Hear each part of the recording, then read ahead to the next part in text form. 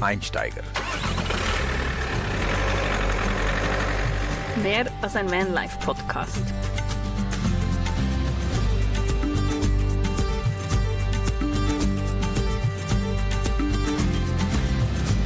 Hallo und herzlich willkommen zu einer neuen Folge von Die Einsteiger. Grüezi miteinander. Wir sind wieder mal da nach wie viele Monaten? Nach 2 Wochen. Wie immer. Unsere 2 Wochen dauern ein bisschen länger, aber also wir werden besser dieses Jahr. Es sind so elastische 2 Wochen. 2 Wochen. Genau. Ja, ich bin Martina Zürcher. Und ich bin Dylan Wickramer. Und heute sind wir nicht alleine da, wir haben 2 Gäste. Hallo, herzlich willkommen, Bea und Helmut. Nein, ja, ich denke, wir müssen es anders sagen. Wir sind Gäste. Das stimmt. Weil wir sitzen in ihrem Camper.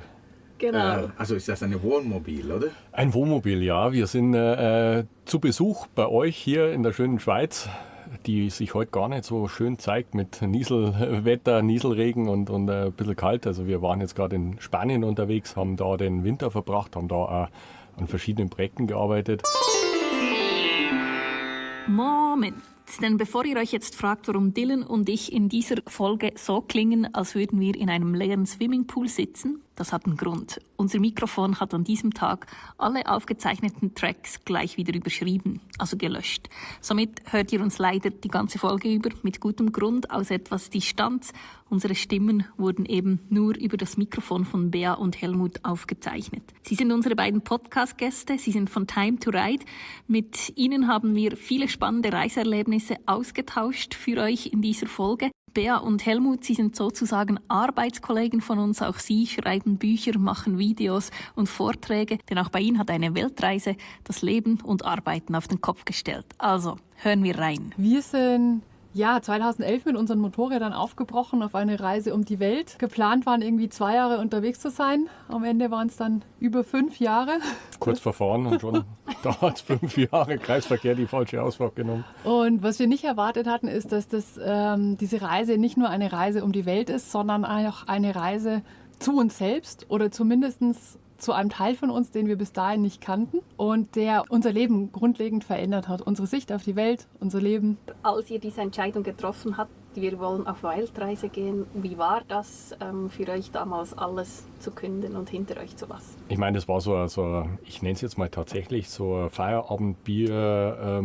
Wir saßen zusammen, haben Ideen gesponnen, die so wirklich so, wir könnten mal, Bea hat mir halt erzählt, dass ich mal nach Australien gern wollen würde und ich fand das halt dann auf Anhieb super spannend und so hat sich eigentlich diese Dynamik für diese Weltreise ergeben, ja, weil ich dann gesagt habe, okay, so mit Rucksack, da sehe ich mich jetzt nicht, ich war schon immer Motorradfahrer, wenn wir so eine Reise machen, bin ich dabei, aber dann halt mit einem Motorrad. Und Bea hatte halt einen Motorradführerschein, noch kein eigenes Motorrad, aber war halt dann ebenfalls begeistert. Dann sind wir ans Planen gegangen und haben aber schnell festgestellt, Motorräder verschiffen, Australien, Flüge, alles ziemlich teuer. Gesagt, zu einem Spaß eigentlich, für das ganze Geld könnte man nach Australien fahren. Und wenn wir dann schon unterwegs sind, dann nehmen wir halt noch irgendwie Neuseeland, Südamerika, Mittel- und Nordamerika mit. Und so wurde eigentlich aus diesem, ich sage jetzt mal ursprünglich Australien mit dem Rucksack, eine Motorrad-Weltreise. Und wie war es für uns? Wir waren begeistert. Vom ersten Moment von dieser Idee, wir saßen da, das kennt ihr bestimmt auch so vom Bauchgefühl so, du hast eine Idee, du spinnst die, du baust den Gedanken aus, du hast ja dann schon auch diese Vision, wie das irgendwie werden würde, könnte. Wir waren total begeistert von dieser Idee bis zum gewissen Punkt. Dann. Ja, also wir haben 2 Jahre geplant, vorbereitet, gespart, alles verkauft, Wohnung gekündigt, Hab und Gut verkauft, festen Jobs gekündigt, wo dann schon Freunde und Familie gesagt haben, wollt ihr das wirklich machen? Und da war eigentlich nie ein Zweifel. Und der Zweifel, der Moment der Unsicherheit kam eigentlich am Tag des Abschieds beziehungsweise die Tage davor, wo wir dann wirklich realisiert haben, okay, geplant waren ja, wir wollen 2 Jahre unterwegs sein, du siehst deine Familie und Freunde für 2 Jahre nicht und so. Und das war dann schon eine Achterbahnfahrt, wo du dich schon dann fragst, oh Gott, ist das jetzt wirklich das wert, dieser Abschied? Und das war schwierig, die ersten, 2 Wochen oder so. Das war dann schon so emotional auf und ab. Vorfreude auf so ein Riesenabenteuer, aber auch irgendwie... Also bis dahin, was habt ihr gemacht? Habt ihr gearbeitet? Eine feste Stelle habt ihr gehabt? Oder wart ihr selbstständig? Wir waren beide Arbeitnehmer und ich war im großen Chemiekonzern. Sichere Sache, das ist bei uns natürlich auch in der Ecke so ein Job, da bleibt man bis zur Rente. weil gut bezahlt, sicher und so weiter und so fort. Also das ist natürlich, so bin ich auch ein bisschen groß geworden natürlich mit dem Thema, dass man da anfängt und dann ist man gut aufgehoben. Hat mir auch Spaß gemacht. Ich habe ja Mechatroniker gelernt, also was Handwerkliches, und das ist auch so mein Ding irgendwo. Ich habe Umweltingenieurwesen studiert, war dann auch bei einer mittelständischen Firma bei uns in der Region. Und eigentlich theoretisch hätte ich da jetzt mal eine Karriereleiter erklimmen können, irgendwann irgendwie Abteilungsleiter werden, sonst irgendwas. Und trotzdem haben wir gesagt, nee, das ist uns das jetzt wert. Wir hauen da jetzt einen Stopp rein, wir machen ganz was anderes. Wir machen ganz was anderes, ja. Wir entdecken die Welt auf 20 Jahre alten Motorrädern. Ich meine, da kommt natürlich jetzt eine Gegenfrage speziell jetzt an dich, Dylan, weil bei uns war es wirklich so, die ersten 2 Wochen haben wir uns wirklich gedacht auf dieser Reise, oh Gott, was haben wir getan?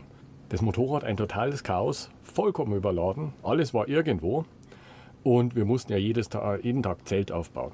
Dann das ganze Gerödel wieder auf dieses Motorrad draufpacken und wir wussten ja nicht, wie geht es morgen. Wir hatten keine Routinen und so weiter. Man kann sich, glaube ich, man kann sich viel ausmalen, aber man kann sich es nicht vorstellen in dem Sinn. Und ich weiß nicht, wie es jetzt zum Beispiel bei deiner Abfahrt damals war, aber uns war wirklich so die ersten 2 Wochen, oh Gott, jeden Tag, was haben wir getan? Und nach 2 Wochen war so das Bauchgefühl da, hier sind wir richtig, das passt. Also für mich war es ein befreiendes Gefühl, so unterwegs sein, weil bis zu meiner Weltreise, einige Jahre ging es mir nicht gut.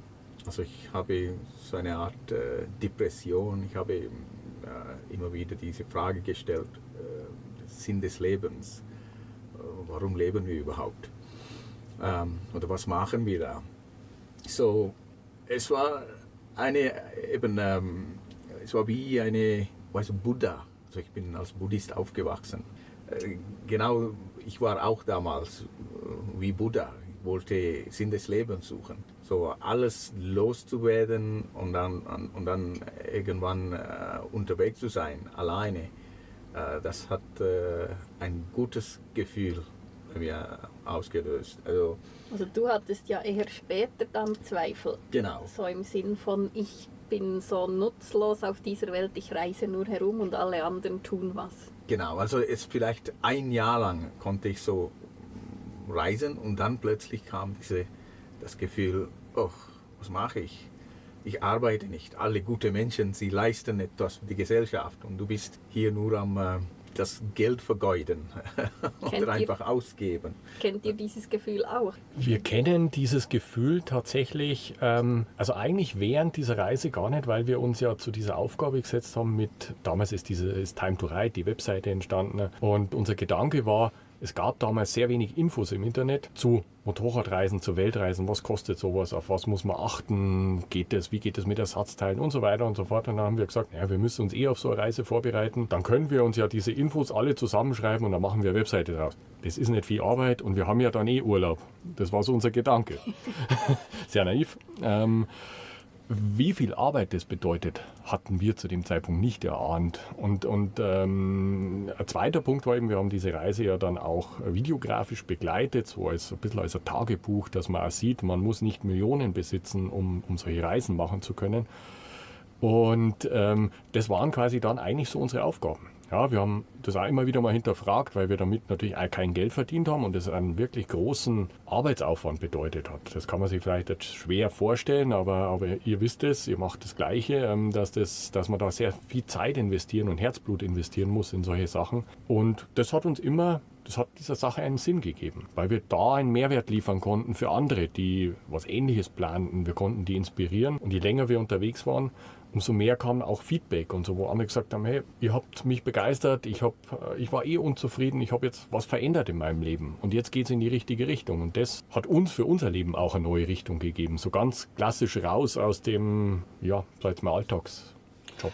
Oder vielleicht auch ein Thema war, ein anderes Licht auf viele Länder zu werfen, so wie unser persönlicher Eindruck war, weil in den Nachrichten ist es ja oft so, dass du nur die Negativschlagzeilen hörst. Das Land ist gefährlich, passieren schlimme Dinge oder du bekommst halt dann so Vorurteile oft über die Zeit, speziell wenn du eben nicht rausgehst und dir ein eigenes Bild bildest. Und das haben wir eben auch versucht zu vermitteln, wie unser ganz persönlicher Eindruck ist, wenn du halt mit deinem Motorrad da mittendrin bist, mitten unter den Einheimischen und wie unsere Erfahrungen sind, wie offen und herzlich und gastfreundlich wir immer aufgenommen wurden und speziell jetzt in Ländern, die jetzt vermeintlich nach unserem westeuropäischen Standard vielleicht nicht viel haben und sehr einfach leben. Besonders da sind wir immer mit besonders viel Herzlichkeit und Gastfreundschaft aufgenommen worden. Und diese Erfahrungen halt auch weiterzugeben und zu zeigen, wie positiv das ist, das war, glaube ich, auch oder ist immer noch heute ein ganz großer unser Antrieb ja. für das ganze Thema, ja. Und wann habt ihr gemerkt, hey, das dauert länger als 2 Jahre, die Welt zu umrunden? Ich würde sagen, in Südostasien schon. Die Zeit bis Wladiwostok, also wo es immer nach Osten ging, da waren wir schon noch sehr deutsch geprägt. Wir hatten halt unseren Zeitplan im Hinterkopf und wollten den unbedingt einhalten. Und mussten auch in einem gewissen Maßstab, weil unsere Visa dort ausliefen. Die waren ja im Endeffekt, die galten ja für 4 Wochen. Wir sind damals dann 2 Wochen später losgekommen, bei der Abfahrt schon, als geplant. Also war für uns, für die Mongolei dann im Endeffekt noch, ich weiß nicht mehr, wir haben dann schon Gas gegeben, aber es waren noch irgendwie 2,5 Wochen übrig. Und so mussten wir natürlich da sehr pushen, dass wir bis nach Russland wieder kamen. Was uns sehr, sehr erschöpft hat natürlich, und wir waren natürlich reiseunerfahren. Dass es so viel neben dem Wegesrand gibt und diese menschlichen Begegnungen, die haben wir in unseren Zeitplan gar nicht mit eingerechnet. Das ist ja das, was die Reise dann eben so wertvoll macht. was wir auch irgendwie nicht vorhersehen konnten, war, dass viele Dinge, die bei uns total einfach sind, viel länger dauern. Wo ist der nächste Geldautomat? Selbst manchmal die Suche nach einem geöffneten Supermarkt oder wenn du jetzt ein Ersatzteil fürs Motorrad oder irgendwas gebraucht hast, das war ja oft Tage des Suchens, wo du bei uns einfach sagst, okay, ich weiß, im nächsten Baumarkt bekomme ich das, fahre ich hin. Ja. Und so waren viele Aufgaben auch viel, viel zeitintensiver. Und ich denke jetzt mal, was wir lernen mussten, und ich weiß nicht, wie es euch da ging, ist, dass man reisemüde wird, auch zu einem gewissen Zeitpunkt und immer mal wieder eine Phase braucht, wo man sagt, keine Eindrücke, sondern die erstmal verarbeiten und mal 4 Wochen an einem Ort bleiben, wo wir dann wirklich kaum rausgingen. Also wirklich, die Zeit haben wir oft genutzt, um am PC dann eben Reiseberichte zu schreiben oder Bilder zu bearbeiten oder wie auch immer. Das war echt das Gute dann, dadurch, dass eben unsere Aufgabe war, jetzt nochmal auf dich zurückzukommen, wo du gesagt hast, du hast das Gefühl gehabt, du bräuchtest irgendeine Aufgabe. Dadurch, dass wir für uns die Aufgabe gesetzt hatten, eben mit der Webseite diese Informationen zu verarbeiten, bereitzustellen, die Reiseberichte zu schreiben, haben wir quasi diese Reisepausen dann halt genutzt, um da diese Aufgaben quasi zu erledigen. Und dadurch war das eigentlich ein ganz guter Wechsel. Das finde ich sehr schade, dass es dann Reisende gibt, die dann sagen, oh, ich habe schon so viele Wasserwellen gesehen und oh, dieser Strand ist nicht so schön, weil ich habe viel schönere gesehen. Und ich denke, das ist schon auch noch, ja, man muss wie aufpassen, dass man eben nicht wie in das reinkommt, dass der Reisealltag dann so normal wird, dass man es gar nicht mehr genießt. Ja, auf jeden Fall. Und ich glaube, das hat eben bei uns geholfen, dass wir eben da so eine Art Arbeit für uns entdeckt haben und dann dieser Wechsel dann war. Und dann hast du auch wirklich gemerkt, weil wir wollen uns da gar nicht ausnehmen, wenn du halt ständig nur neue Eindrücke hast und nicht die Zeit hast, die zu verarbeiten, passiert das irgendwann, dass du sagst, nicht noch ein Wasserfall oder nicht das. In Südostasien noch ein Tempel. Da haben wir halt gemerkt, es war ein Lernprozess, auch bei uns. Am Anfang konnten wir das auch nicht so ganz verstehen, warum das so ist. Genau, und nach diesen Stopps war es dann auch wirklich so, dass du auch wieder gemerkt hast, über die Wochen, jetzt baut sich wieder dieses Kribbeln auf. Wann geht's los? Wann können wir die Motorräder wieder starten? Was gibt's Neues zu entdecken? Das war dann echt gut. Und wie habt ihr eure Tagesziel definiert? Grundsätzlich natürlich erstmal über Visalaufzeiten und natürlich auch irgendwo Jahreszeiten. Das mussten wir uns irgendwie nachrichten, war da gerade Winter, Regenzeit oder sonst irgendwas. Aber so Tagesziele tatsächlich auch ein bisschen aus dem Bauch heraus tatsächlich. War das am Anfang wie eine Herausforderung, nicht so zu planen, oder wart ihr schon im früheren Leben, ich sage jetzt früheren Leben, aber einfach vor der Reise, ein bisschen ungeplant, weil viele Leute gehen ja auf eine Weltreise und denken, an dem Tag bin ich dann dort und dann mache ich das. Und das funktioniert ja eben nicht, wenn man so länger unterwegs ist, weil halt immer irgendetwas passiert. Also das kennen wir, glaube ich, alle. War das auch ein Lernprozess, so dieses Nicht-Planen und sich auf diese Unsicherheiten einlassen? Ich würde schon sagen, ein Lernprozess. Natürlich, wir waren jetzt zwar noch nie diese strukturierten Planer, es gibt ja Leute, die planen jede Minute vom Tag und die ganze Woche, auch seit meinem Leben zu Hause. Das hatten wir jetzt noch nie so.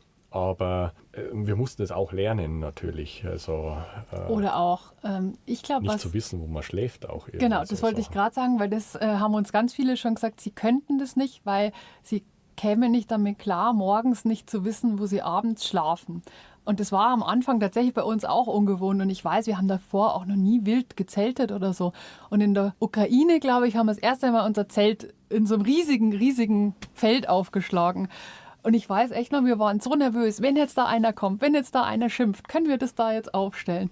Und die ersten Male war das schon ungewohnt, wenn du in der Früh aufbrichst und eben nicht weißt, abends ist vielleicht da der Campingplatz oder die und die Unterkunft, sondern wo du einfach nicht weißt, wo du abends endest. Aber relativ schnell habe ich das Gefühl gehabt, hat sich da so eine Art Bauchgefühl entwickelt, so eine Art, weiß ich nicht, Instinkt, wo du sagst, ja, das passt jetzt da gut, da fühlt man sich gut. Ich meine, es ist nie eine 100%ige Garantie, aber wenn man so ein bisschen auf die innere Stimme hört, dann hat sich das relativ schnell recht normal angefühlt. Es entwickelt sich ja auch, das wisst ihr ja auch, eine Routine. Gab es so gefährliche Situationen, wo wir übernachtet haben und dann... Also wir hatten tatsächlich, toi toi toi, Klopf auf Holz, nur eine einzige Situation auf der ganzen Reise, die zum gewissen Grad gefährlich war. Und die war aber aus einem ganz anderen Grund gefährlich, als man jetzt vielleicht meinen könnte. Weil wir nämlich auf diese Farm fuhren in Australien, wo wir arbeiten sollten. Und das war eine ziemlich lange Strecke. Und der Farmer hat gemeint, wir sollen ihn anrufen, wenn wir in der nächstgelegenen Stadt waren, weil wir die Farm nicht finden würden. Und wir kamen dann so spät in diese Ortschaft und konnten ihn dann am Handy nicht erreichen. Und dann haben wir überlegt, Mensch, was machen wir? Fahren wir da auf eigene Faust, versuchen wir die Farm zu finden. Und dann konnte er uns während der Tankstelle grob sagen, wo das ist. Und dann haben wir gesagt, Mensch, jetzt haben wir schon bis Australien gefunden, da können wir so eine Farm werden wir auch noch finden.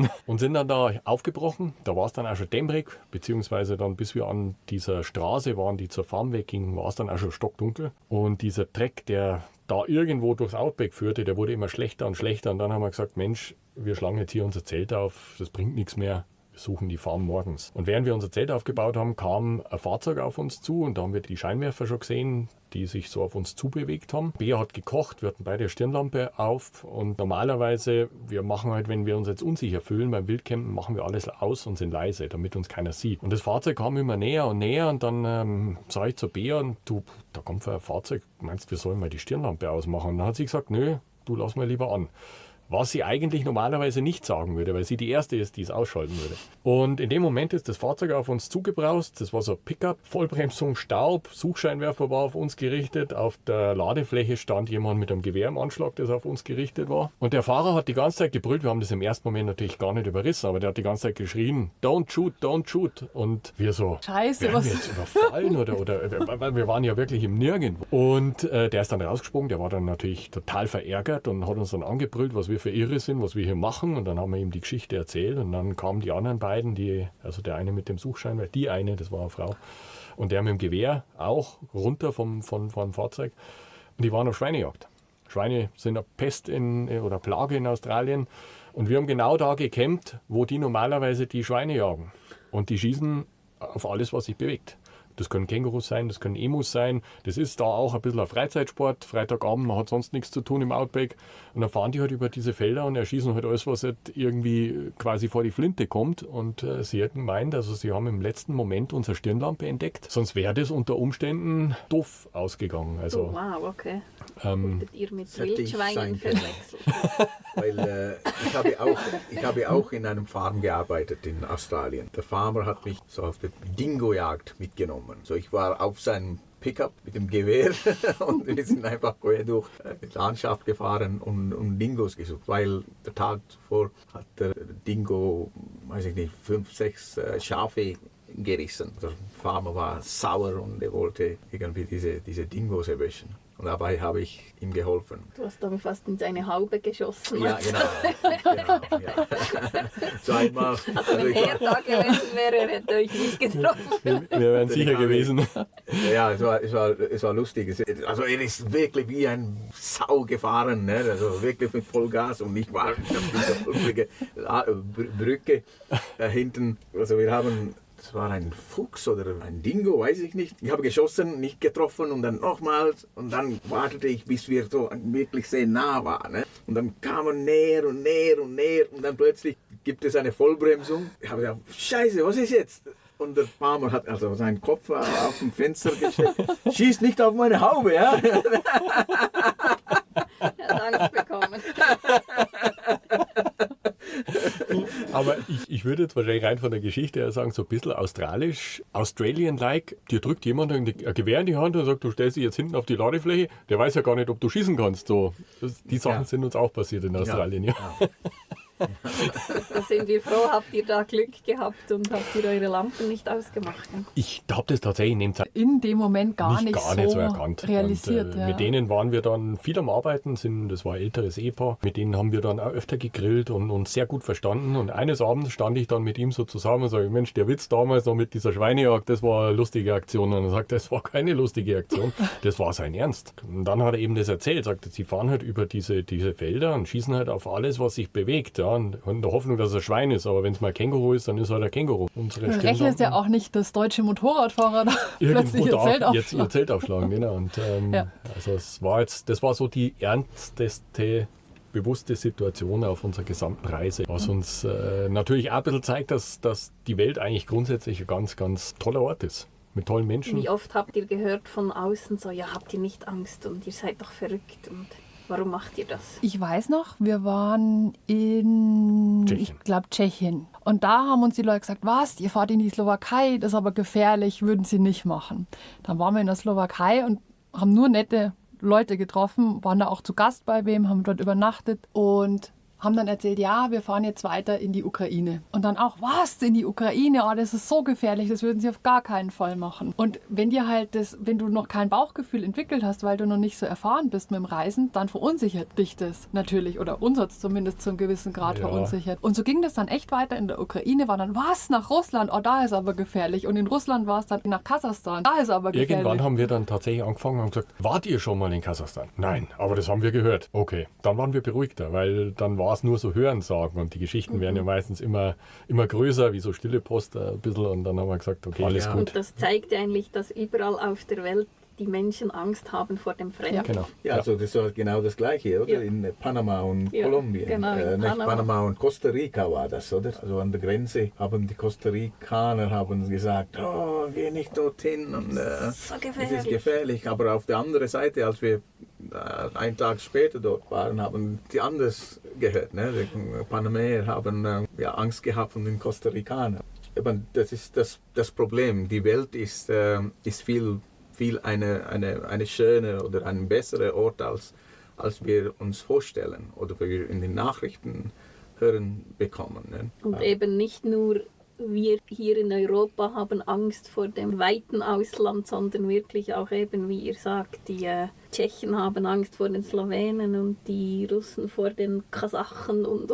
Es geht einfach immer so weiter. Das ist eine endlose Geschichte. Wahrscheinlich, das beschreibt das sehr gut, wenn du sagst, die Menschen haben Angst vor dem Unbekannten da natürlich in einer gewissen Weise. Aber wir haben so ausnahmslos herzliche, hilfsbereite Menschen getroffen. Und es war auch das Spannende, es war vollkommen egal, was für Religion die hatten oder was für Hautfarbe die hatten.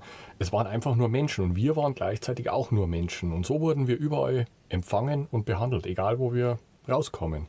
Und wir haben einige Geschichten gehabt, also das muss man generell sagen, diese Motorrad-Weltreise wäre nicht möglich gewesen ohne den Support von den Menschen zu Hause, von den Familien und Freunden, die uns Pakete geschickt haben, uns motiviert haben oder wie auch immer. Und natürlich vor allem durch diese Menschen unterwegs, ja, die uns ein Dach über den Kopf gegeben haben, die uns irgendwo unterstützt haben bei einer Reparatur oder sonst irgendwie. Ohne die hätte es gar nicht geklappt und für das sind wir auch sehr dankbar. Und das ist eine ganz große Motivation und Anliegen eben auch, diese Themen, diese zwischenmenschlichen Themen zu thematisieren. Sei es jetzt eben in unseren Reiseberichten von unterwegs schon oder eben danach mit dem Vortrag oder mit dem Buch, was wir geschrieben haben, einfach, dass es nicht nur darum geht, dass du mit deinem Motorrad irgendwie durch tolle Landschaften fährst und Abenteuer erlebst. Ein Teil ist sicher auch die persönliche Grenzerfahrung, dass du einfach lernst, was du eigentlich imstande bist zu leisten, wenn es wirklich drauf ankommt, wenn niemand kommt und hilft, wenn du einfach auf dich selber angewiesen bist. Aber eben auch diese menschlichen Erfahrungen, mit denen wir so überhaupt nicht gerechnet haben und mit denen ja ganz viele zu Hause nicht rechnen, weil die eben sagen, es ist doch gefährlich, fahrt's da nicht hin, da wird's ausgeraubt und was auch immer für Dinge. Und das eben zu zeigen, dass das nicht so ist so ein ganz großes Thema bei uns geworden, mit dem wir beim Losfahren überhaupt nicht gerechnet haben, weil wir auch gar nicht damit gerechnet haben, dass wir so eine Hilfsbereitschaft und Gastfreundschaft erleben würden. Und das sind auch Fragen, die auch wir ja heute immer noch hören und beantworten. Und für uns ist dann oft so die Antwort am meisten beklaut, wurden wir in der Schweiz, wo uns einfach unser ganzer Fotokamerarucksack geklaut wurde, in der sicheren Schweiz. Den schlimmsten Unfall hatten wir in Deutschland. Also wenn etwas passiert, es kann dir überall passieren. Also lass dich nicht von dieser Angst leiten, denke ich, oder? Ja, auf jeden Fall, ja. Und wo war es schwierig zum Reisen? Oder wo habt ihr mehr Herausforderungen gesehen? Und das hat auch wahrscheinlich eure Beziehung irgendwie... Intensiviert. Ja. Oder das Gegenteil Oder verursacht. das Gegenteil verursacht, ja. Wir waren mal in Kasachstan 11 Stunden an der Grenze festgesetzt, weil die, zu Recht im Nachhinein sogar, aber wir hatten ein Stempel fehlte uns, gell? Und den wollten Wir wir hatten die unbedingt haben. Touristenkarte nicht gestempelt und Genau. das wäre so wichtig gewesen. Und wir haben jetzt, du hättest das tatsächlich regeln können, indem du 5 Euro in den Pass reinlegst. Das wollten wir aber nicht unterstützen. Und so hat sich das halt zum Spiel, so ein bisschen so ein Katz-und-Maus-Spiel. Die haben gesagt, die wollten dann $100 von uns, was tatsächlich auch gerechtfertigt war, weil wir diesen Stempel nicht hatten. Wir waren aber der Meinung, wir sind richtig, weil im Reiseführer stand, du brauchst diesen Stempel nicht. Im Nachhinein haben wir aber herausgefunden, diesen Stempel brauchst du nur nicht, wenn du per Flugzeug einreist, über Land schon. Und dann haben die uns halt an der Grenze da festgesetzt, 11 Stunden lang, bis wir hatten halt mehr Zeit wie die und dann haben sie uns irgendwann gehen lassen. Also es war schon spannend, wir sind separat verhört worden und da wirst du wirklich alles gefragt, von dem Beruf deiner Mutter über, also wirklich, die haben alles erfasst. Die wissen jetzt gleich alles über uns. Ja, und am Ende, glaube ich, Gut, war es das- ihnen dann zu blöd. Und Das dann haben dauert sie- natürlich auch, weil du sprachliche Barrieren hast, Ja. ganz starke. Wir wurden dann 30 Kilometer zurück mit der Polizei, da wurden uns die Pässe abgenommen und zur Touristenpolizei eskortiert. Da saßen wir 3 Stunden vor der Polizei auf einer Bank und es ist nichts passiert. Und irgendwann kam eine junge Kasachin, die da irgendwas erledigen musste und als die rauskam, haben wir die gefragt, ob sie Englisch spricht. Und dann hat sie gesagt, ja, ein paar Brocken, sie studiert und so. Und die ist dann rein und hat nachgefragt und dann erst ist rausgekommen, die konnten unseren Pass nicht lesen, lateinische Schrift. Jetzt haben die einen Translator, also einen Dolmetscher angefordert, der kam aber erst morgen. Das heißt, das hätte uns auch niemand gesagt, wir wären über Nacht auf dieser Bank sitzen, bis dieser Dolmetscher gekommen wäre. Und die hat dann tatsächlich das für uns übersetzen können und dann konnten die diese ganzen Formulare auch entsprechend ausfüllen. Das hat die wirklich, da hat die uns wirklich, da sind wir wieder beim Helfen. Und dann konnten wir zurück zur Grenze. Und die Jungs vom Zoll wollten dann wieder ein bisschen Schmiergeld von uns. Und nachdem die aber gesehen haben, wir haben so einen leeren Geldbeutel, hat man halt dann, dass da nichts drin ist, haben sie uns dann tatsächlich nach, ich glaube, 11 Stunden oder so durften wir dann wieder fahren. Und es war so eine der ersten Erfahrungen. Wobei die nie unfreundlich Ja, waren. war jetzt Davon nie bedrohlich Ja. oder so. Es war halt einfach eine Zeit- und Geduldsfrage. Zum Schluss, ich musste ein Buch anschauen, das war ein Buch über Waffen und da hat er so rumgeblättert und hat gemeint, jetzt auf dieser Seite, wenn so 10 Euro liegen würden, dann würde ihm das sehr, sehr gut gefallen. So, und dann hat Und es war so lustig, du hast mein Fenster aus dem Büro gestreckt. Genau. Bea, der will 10 Euro, soll ich es ihm reinlegen? Und ich war dann schon so genervt, weil da waren wir ja schon 10 Stunden Ja. da dort. Und sage ich, nein, wir zahlen nichts. Gut. Jetzt! Und dann hat er mir wieder eine neue Seite gezeigt, und waren wieder verschiedene Waffenmodelle und so. Da würde er sich jetzt freuen, wenn da 5 Euro liegen würden. Bea, jetzt will er 5 Euro. Wir bezahlen nichts. Und so ging das dann dahin und bis er dann gesagt hat, haut einfach ab. Und dann waren wir durch. Ja. Man braucht einfach Geduld, wenn man nicht bezahlen will, oder? Hat nicht immer funktioniert, aber grundsätzlich wurden wir eigentlich nie wirklich über den Tisch gezogen oder abkassiert oder so, können wir nicht behaupten. Und ich meine, zum Beispiel in Kambodscha hat uns ein Polizist angehalten, weil wir Licht anhatten. Genau. Bei Beas Motorrad gibt es gar keinen Lichtschalter, bei mir schon, aber bei uns ist man es ja so gewohnt, mit Licht zu fahren. Und dann ist er rausgezogen und sagt, habt ihr den Führerschein, den Internationaler Führerschein? Fahrzeugpapiere, Ist so ein klassisches Thema, wo die auch die Touristen ein bisschen, ich nenne es jetzt mal ausnehmen. Ausnehmen ist immer so eine Sache, wir haben dann auch erfahren, dass die seit 6 Monaten vom Staat nicht mehr bezahlt wurden. Also und die haben auch Familien, die müssen auch von was leben. Also das, klar, es ist nicht in Ordnung, aber Nein, aber Das es ist ist schwierig. wirklich, es ist verboten, Genau. in Kambodscha mit Licht zu fahren. Aber Ja. wir hatten eben dann diesen Touristenführerschein hatten wir, den internationalen. Und dann hast du gesehen, dass er ein bisschen enttäuscht war, weil er jetzt da uns keine Strafe aufbrummen konnte. Und da meint er, ihr dürft aber nicht mit Licht fahren. Wie? Das ist aber jetzt neu. Wieso sollten wir nicht mit Licht fahren? Ja, Licht, nur Ambulanz und Polizia. Dann sage ich, ja, das ist aber witzig, weil wir haben ja nachts ganz, ganz viele Fahrzeuge ohne Licht gesehen. Also es ist quasi verboten, tagsüber mit Licht zu fahren, aber nachts ohne wird nicht bestraft. Ja. Was ja ganz viel Das war Sinn macht. gerade umgekehrt. In Unglaublich. Ägypten habe ich das erlebt. Bin durch die Sinai-Halbinsel gefahren. Also es ist auch eine Region, wo Terroristen sehr aktiv sind. da habe ich immer wieder Fahrzeuge gesehen ohne Licht. Also in der Nacht. Nachts. In der Nacht, ja. Und plötzlich gab es eine Polizeikontrolle, also einen Schlagbaum. Und sie haben mir gesagt, dass ich mein Licht ausschalten soll. Weil? Damit dich diese Terroristen... Die Terroristen dich sehen und entdecken. Also es ist wirklich, es hat schon einen Grund, warum es so ist. Ne? Ja, also es war brutal zum Teil. Also plötzlich kommt ein Auto und Ja, ist ja voll ohne Licht. gefährlich. Ja, es ist gefährlich. Das ist gefährlich, ja. Aber offenbar ist mit Licht eben auch gefährlich. Ja, und es ist auch in Siem Reap zum Beispiel, es ist verboten als Ausländer ein Motorrad fahren oder ein Auto, weil die Einheimischen, die wollen, dass du ein Taxi mietest. Das ist eine ganz komische das Regel. verstehe ich halt auch, dass die ihr Geld verdienen wollen. Ja, genau. Ja, es ist einfach die armen Länder, die schauen irgendwie zur Welt kommen. Also auch in Zanzibar, weißt du noch, es gibt eine Straße durch diesen Nationalpark und du darfst keine Fotos machen von Affen. Auf diese Straße. Ja, auf dieser Straße. Also von der Straße aus, wenn du einen Affe siehst, darfst du nicht ein Foto machen. Also es gibt Affen. Plötzlich, Ich bin sicher, die füttern die dort. Ja, die lassen diese Affen extra dort. Also, das ist unsere Vermutung. Das ist unsere Vermutung. Damit jemand der Fotos Polizist wartet 50 Meter vorne. Ne? Ich Also habe die eine ahnungslose Buße bekommen, weil ich einen Affen fotografiert Krass, okay. habe.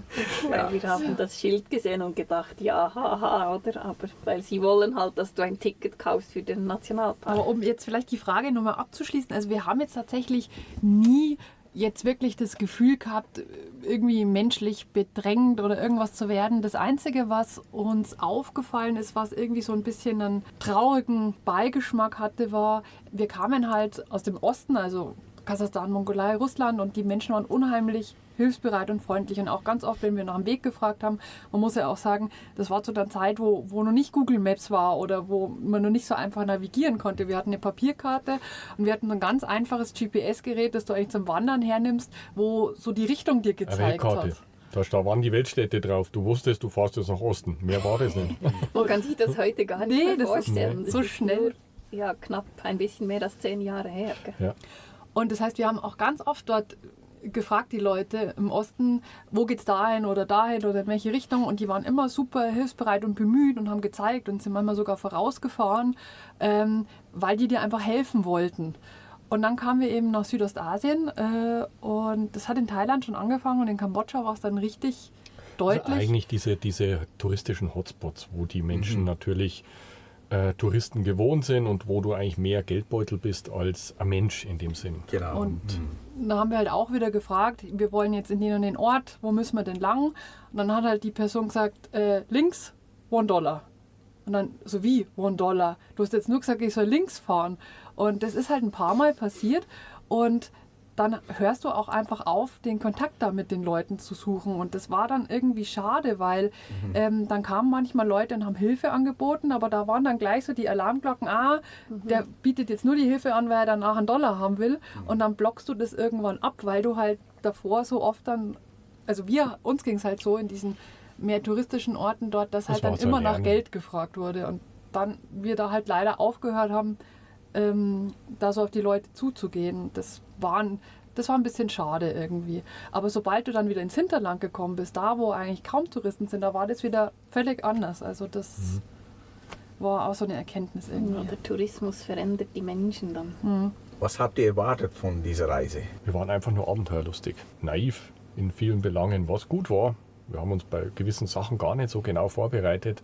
Und das ist ja, das kennen wir aus jetzt natürlich, dass man gern dazu neigt, Dinge zu überdenken, und dann macht man die gar nicht mehr. Weil man sagt, das wird zu schwierig, zu kompliziert oder so. Das war damals nicht so. Wir sind einfach, Motorradfahren, cool, so um die Welt. Ein bisschen war das auch so, ohne Plan und ohne Dings, einfach mal was anderes machen. Das war vielleicht das, was wir so ursprünglich erwartet haben. Bekommen haben wir das, aber noch viel mehr, was wir davor weder gesucht noch geahnt hatten. Für uns war die größte Freiheit eben mit dem Motorrad in den Sonnenuntergang zu fahren. Das war es bei Abfahrt. Aber als wir zurückkamen, haben wir festgestellt, dass die größte Freiheit nicht dieses in den Sonnenuntergang fahren ist, sondern nur das zu besitzen, was einem wirklich wichtig ist, weil das gibt einem die Freiheit, genau diese Dinge zu tun. Wir hatten 2 Koffer, ein Topcase, da war unser ganzes Leben drin und das hat gereicht. Und dafür hatten wir hatten so viel Zeit fürs Leben eben dadurch. Und wie hat dann diese Erkenntnis euer Leben verändert, wie ihr heute lebt? Also wir hatten eigentlich geplant, wie gesagt, ursprünglich 2 Jahre und dann in unsere alten Jobs zurückzukehren und unser ganz normales Leben wieder aufzunehmen. Und über die Reise haben wir halt auch Sachen entdeckt, die uns neben unseren ursprünglichen Berufen wahnsinnig viel Spaß machen. Für dich die Fotografie, für mich das Schreiben, gemeinsam auch das Geschichten erzählen. Und die Reise hat uns halt die Möglichkeit gegeben, da diese Seiten an uns zu entdecken und halt auch immer mehr, weiß ich nicht, auszubauen oder zu vertiefen. Und wir hatten plötzlich viel mehr Ideen, als klassisch wieder in den Angestelltenverhältnis zurückzugehen und einfach, wie soll man sagen, halt einfach die Aufgaben vom Chef zu empfangen und einfach das auszuführen, sondern wir haben halt entdeckt, für uns selber Ideen zu schmieden, Sachen umzusetzen. Wir haben ja dann auch unterwegs, wir haben einen Online-Shop aufgemacht mit Sachen, die wir beim Motorrad und Campen vermisst haben. Also Helmut ist Maschinenbautechniker, das heißt, du hast Prototypen gebaut, wir haben das ausprobiert, wir haben gesagt, hey, das funktioniert, das könnten auch andere brauchen. Und da hat sich plötzlich eine ganz andere Welt irgendwie aufgetan. Also eigentlich so ein ganz interessantes Beispiel, dass wir nie einen beruflichen Hintergrund hatten, aber durch diese Leidenschaft, die sich da entwickelt haben und die wir da reingesteckt haben, und das ist ja bei euch ganz ähnlich, sich ganz viele Möglichkeiten aufgetan haben, von denen wir gar nicht wussten, dass es die gibt. Und das hat natürlich auch unseren Blick aufs Leben verändert und auch mit dem, was wir machen können und machen wollen. Und aktuell sind wir ein bisschen ähnlich wie ihr, quasi ohne festes Zuhause aktuell in einem Baujahr 81 Hymer Mobil unterwegs, das wir restauriert haben. Wir probieren viel aus, wir suchen auch viel, wir stellen uns auch die Frage, beziehungsweise, wie wir vorher gesprochen haben, der Sinn des Lebens. Ja, so, ich denke jetzt mal, der Sinn des Lebens ist, dass man einfach zufrieden ist mit dem, was man macht und dass man eine Aufgabe hat im Leben, die natürlich bei jedem anders aussieht und jeder muss die für sich entdecken. Das ist ganz sicher so. Und wir suchen da sicherlich auch noch. Wir haben das noch nicht perfektioniert oder wir sind jetzt hier die Glücksritter, das ist bestimmt nicht. Wir arbeiten auch dran, aber wir wollen uns diesem Weg stellen und ich glaube, ihr macht das ja genauso. Es ist nicht immer einfach, diesen Weg zu gehen, aber er ist es wert. Definitiv nicht, ja. Aber also viele Leute sehen nicht, wie viel Selbstverantwortung dahinter steckt, wenn du das machst, so diese selbstständig arbeiten und eben selber immer wieder deinen Weg vielleicht neu zu suchen oder wieder etwas, sei es ein neues Buch, ein Film oder ein Kompostklo, also immer auch wieder etwas sich weiterzuentwickeln und da steckt schon einiges mehr dahinter, aber ich finde es sehr, sehr viel mehr befriedigend, diese Art und Weise zu leben. Und ich glaube, das lernt man vielleicht auch auf Reisen oder gerade auf längeren Reisen, dass du lernst dich selber so gut kennen, dass du vielleicht das Vertrauen in dich selber hast, zu sagen, ja, wir schaffen das. Also bei uns war es auf jeden Fall so, dass unser Horizont da erweitert wurde, dass wir auch Dinge machen können aus Leidenschaft, die uns antreiben und die wirklich gut werden können. Gewisses Vertrauen halt so ins Leben. Also ihr habt ja auch wieder vor, zu reisen und die Dinge so umzukrempeln oder so. Uns geht es da im Moment sehr genauso. Und irgendwo natürlich alles in einem gewissen Maßstab wieder neu anzufangen, das vermeidet der Mensch ja grundsätzlich, weil er gern seine Sicherheiten und Routinen hat. Das geht uns natürlich genauso. In einem gewissen Maßstab macht uns das auch Angst, alles über den Haufen zu werfen und wieder mal alles neu zu machen. Aber wir wissen auch, dass wenn man der Sache vertraut, immer was Tolles dabei rauskommt. Ja. Geht's immer weiter. So geht es immer weiter, ja. Und man trifft die richtigen Menschen, man trifft die richtigen Optionen zur richtigen Zeit irgendwo. Das klingt jetzt alles vielleicht so philosophisch, aber das ist tatsächlich das, was wir von der Reise gelernt haben.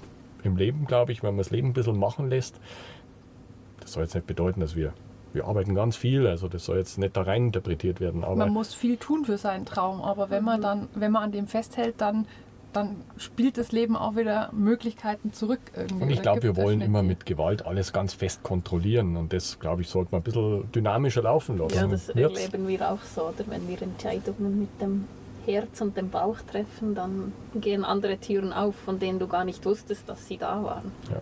Und ich glaube, du kommst auch von jeder Reise als anderer Mensch wieder zurück. Also du musst vielleicht, bevor du losfährst, gar nicht Angst haben, kriege ich dann diesen einen Job wieder bei dieser Firma, wo ich war, sondern die Reise bringt dich anders zurück, dass du diesen Job vielleicht gar nicht mehr machen willst. Also wir haben ja jetzt auch in den letzten 3 Jahren immer wieder was Neues gemacht. Wir haben diese Camperwerkstatt angefangen, ziemlich ungeplant, und jetzt bauen wir plötzlich Kompostklos, was wir nie erwartet haben, dass wir das machen, und spüren jetzt aber auch wieder, es wird Zeit, wieder mehr in die Welt hinauszugehen, und wir haben einen Fiat Panda gekauft, wollen das Vanlife ein bisschen Downgraden. Upgraden, das Abenteuer upgraden. Vielleicht die Frage an euch auch, also euch geht es ja ähnlich, dass ihr auch immer mal wieder was Neues macht. Wird das einfacher mit der Zeit? Was kann man da so als Inspiration für die Leute draußen mitgeben, die vielleicht sich noch nie getraut haben, so mal die Zelte abzubrechen oder einen ganz neuen Weg einzuschlagen? Was das Leben ausmacht, ist zum einen immer mal wieder die Komfortzone zu verlassen, weil man dann spürt, dass man lebt. Das muss jetzt nicht eine Weltreise sein. Das reicht ja schon, indem man, wenn man jetzt vielleicht ein schüchterner Typ ist, rausgeht und mit Fremden spricht zum Beispiel. Also hinausgehen, die Komfortzone mal wieder verlassen, zu spüren, was bedeutet es zum Leben, und zum anderen, das Leben ist dazu da, um Erinnerungen zu kreieren. Und man denkt kaum zurück an die Zeit, wo man möglichst viel Geld verdient hat, sondern ich sehe es auch mit Freunden, wenn wir zusammensitzen, dann sprechen wir über die Sachen, die wir gemacht haben. Wir waren mit dem Mountainbike da, wir haben die und die Fahrzeuge umgebaut, da haben wir den Blödsinn gemacht oder so. Niemand spricht jetzt über, ich habe jetzt die Karriere und den riesen Job, das ist ein kleiner Teil, sondern es ist tatsächlich diese bleibenden Sachen, und das war bei unserer Reise natürlich auch so, an die wir für immer zurückdenken werden. Und das ist eigentlich unglaublich wertvoll. Und von daher war das auch für uns so ein Weckruf wieder mal, wir müssen mal wieder raus und Erinnerungen kreieren, die ein Leben lang bleiben. Und vielleicht noch als letzte Frage, ihr wart jetzt gerade 2 Monate in Spanien auf einem Campingplatz mit vielen deutschen Rentnern. Und was habt ihr da mitgenommen? Das war für uns eine ganz spannende Erfahrung, weil wir jetzt gar nicht wussten, wie das so ist. Das ist tatsächlich ein Campingplatz, da wird Deutsch gesprochen quasi, und da gibt es deutsches Essen und deutsche Tanzabende und so. Und da haben wir uns gedacht, naja, ist das so unser Ding. Wir brauchten aber einen guten Platz zum Arbeiten, und deswegen haben wir eben diesen Campingplatz gewählt. Und wir haben da wirklich ganz, ganz tolle menschliche Begegnungen gehabt. Aber was es uns auch gezeigt hat, ist, da waren viele Menschen dabei, die gesagt haben, wenn ich mal in Rente bin, dann mache ich das und das und das. Und viele sind körperlich so gehandicapt, dass sie es nicht mehr machen können. Und was uns schon gezeigt hat, so die Gesundheit natürlich schätzen, aber auch nicht alles irgendwie auf in 20 Jahren verschieben. Weil dann kann es tatsächlich zu spät sein, um eben Erinnerungen zu kreieren. Ja. Das ist doch ein schönes Schlusswort. Geht raus, kreiert eure Abenteuer und eure Erinnerungen, egal in welcher Form. Wie gesagt, es muss keine 5-jährige Weltreise sein, aber es kann. Es kann, ja. Aber man kann, ja, jeder muss sein Abenteuer finden und seinen Weg aus der Komfortzone. Ich glaube immer mal wieder, das tut gut.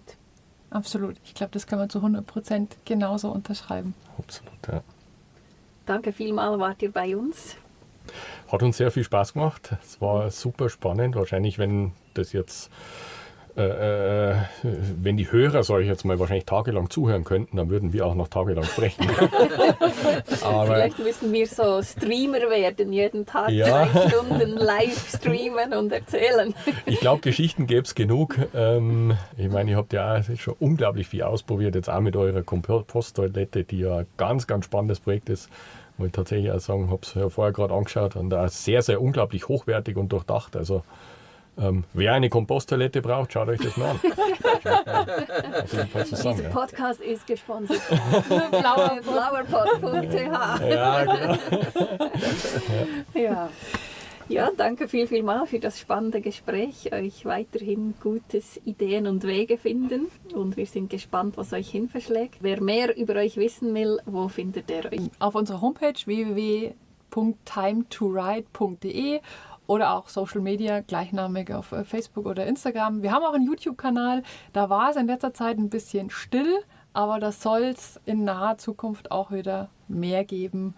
Genau, auf unserer Homepage findet man auch ein Buch, das wir letztes Jahr geschrieben haben über unsere Weltreise. Viel Herzblut reingesteckt haben, und wo auch viele Botschaften drin sind, die wir während der Reise gelernt haben. Also herzliche Begegnungen, Abenteuer, viel Humor, gibt viel zu lachen, viele Bilder. Wo kann man das Buch kaufen? Über Amazon zum Beispiel oder halt auch über unsere Webseite, falls man es signiert haben möchte. Zurzeit geht das jetzt noch mit der Genau. Widmung zum Beispiel. Buchläden auch? Ja, Buchläden auch, ja. das genau. Buch heißt Motorradabenteuer Weltreise von Bettina Höbenreich. Das ist mein kompletter Name. Und Helmut Helmut Koch. Koch. Genau, gibt es auch in der Schweiz und überall sonst im Buchladen oder eben bei uns auf der Homepage. Genau. Und wir verlinken euch das alles in den Shownotes, damit ihr gefunden werdet. Vielen Dank. Ja, danke. Ja, merci vielmals, dass ihr da Ja, wart. wir hören uns wieder beim nächsten Mal und euch alles Gute. Und wer wissen will, wo ihr hinreist, was auf eurem Weg passiert, dann ja, folgt ihnen irgendwo in diesem schönen, weiten Internet.